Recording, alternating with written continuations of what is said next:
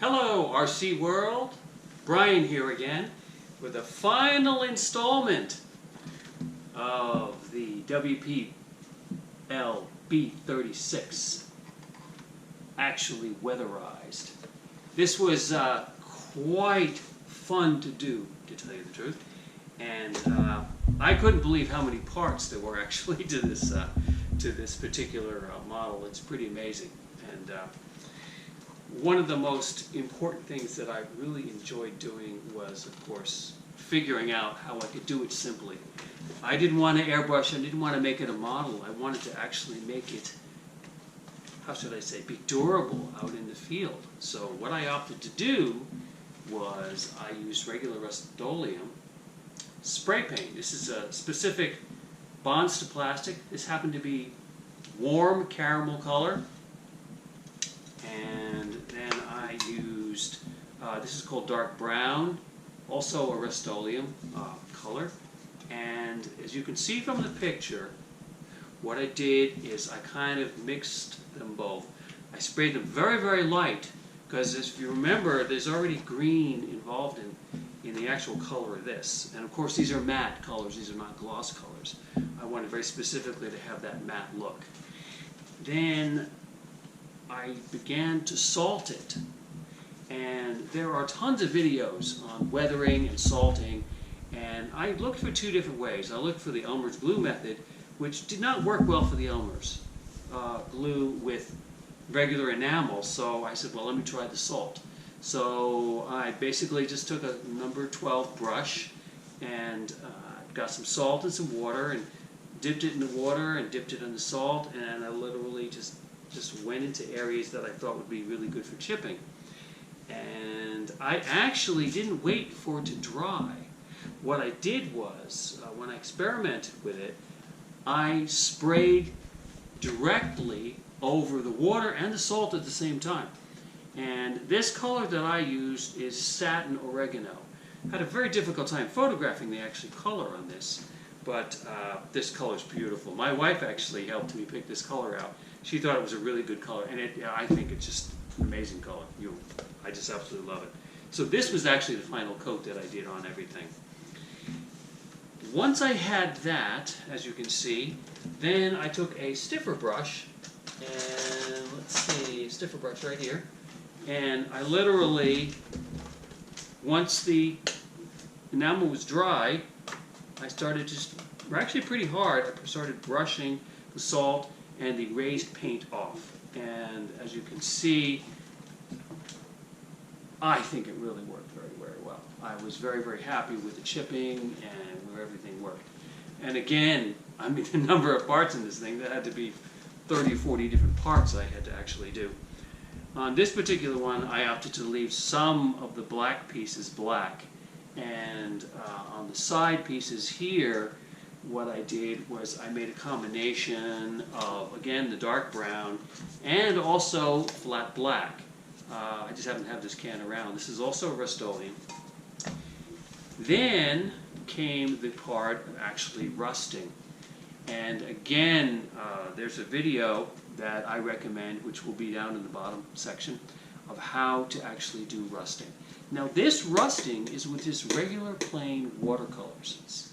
And what you can actually do is you put it on wet in all the areas that you want with a nice fine tipped brush. Let's see, with one of, let's see, just even a size like this, just a regular, I think these are called zeros, 1, this happens to be a number 1 brush, and that worked very, very well. I did it up in some of the areas. Then I would just put some stripes coming down, random stripes, and then with the brush being slightly wet, I would literally just brush up, just ever so slightly. And then taking on a paper towel, I would just dry off the brush a little bit. And then I got this wonderful effect that you can see with the rusting, which I had great fun doing. And I just am really happy with the way it turned out. And let's see. But then, okay, then I needed to actually take a regular matte crystal clear. Now again, everything's matte. And I very gently sprayed. Now, I would recommend that you do this very, very lightly, many different coats. And the reason being is I started to lay it on a little bit too heavy, and it's perfectly okay, but I don't know if you can see it or not, it's called orange peeling. In other words, that's where the paint starts to bubble up a little bit. So with that, I took a hair dryer and I just began to just hair dry it and just pat it down very lightly. But this is the first time actually I've never done this. And so weathering a vehicle. I took it out in the rain and I tried it out, which you'll see in some of the videos. It doesn't look like it's raining, but it was definitely wet out. And had exceptional wearability on all of the parts. None of the water paint came off. So the RUST-OLEUM matte finish, crystal clear, actually worked very, very well. I had mentioned in the video that I tried to get more power.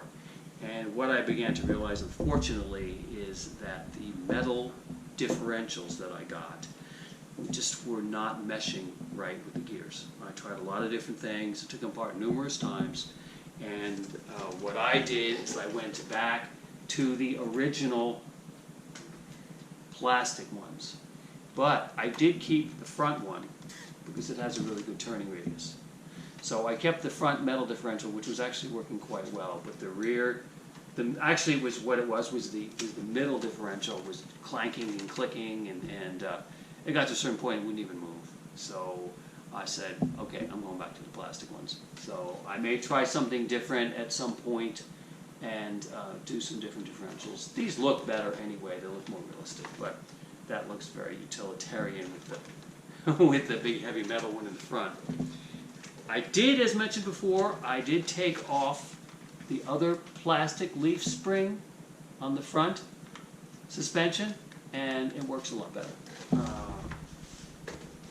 One of the interesting things about the WPL models, different than the JGRCs, is the way they do their suspension is very, very interactive. I mean, when you move one way, the other one moves, and it's a very, very good system. I like what they did here with their suspension.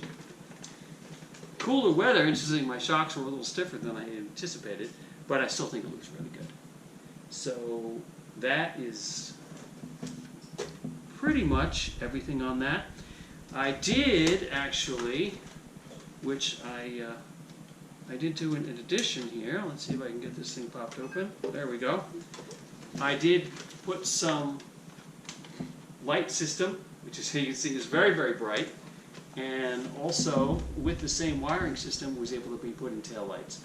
What I did is I just drilled out the hard plastic pieces in the back and put the bulbs in that way. And that worked out really well. My wiring, I don't know if you can see that, just literally goes from the lights to the side and then back into the chassis, and then I put it into the center frame all the way through. So all the parts and everything will be there, down in listed below. And thank you so much for letting me to looking at my project here. I'm really glad to do this, and I'm going to be doing a lot more. And I promise I will do a video at some point of the actual steps that I used. Although there are a lot of beautiful, wonderful videos out there that show how to weather a vehicle. And so I was very pleased and happy with this. So the next video I will be doing is a CR18 and a Panda Hobbies 1/18 scale comparison. And it's pretty amazing. There's two different concepts and to get to the same point. So I will do that video for you in the next couple of weeks. I am probably going to be moving my house, so I will try to within the next 2 weeks, but I can't guarantee that. Anyway, thank you for watching, and please subscribe, and have an absolutely wonderful, wonderful weekend. Take care. Bye-bye.